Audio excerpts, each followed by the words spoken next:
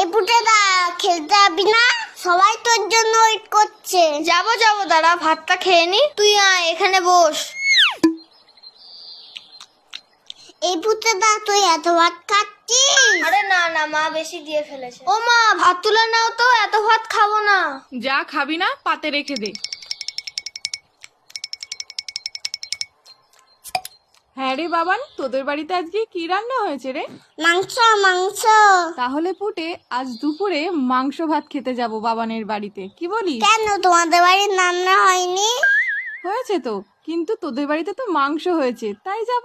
পুটেদা এত ভাত খেয়ে নিল, তাহলে তো আমাদের সবার ভাত খেয়ে নেবে। হ্যাঁ মা, যাবো যাবো না না, আমি তো মিথ্যে কথা বলেছি। বাবা তো পচা কাজলা মাছ এনেছে বাজার থেকে। আমি এখন যাই, সবাই আমাকে খুঁজে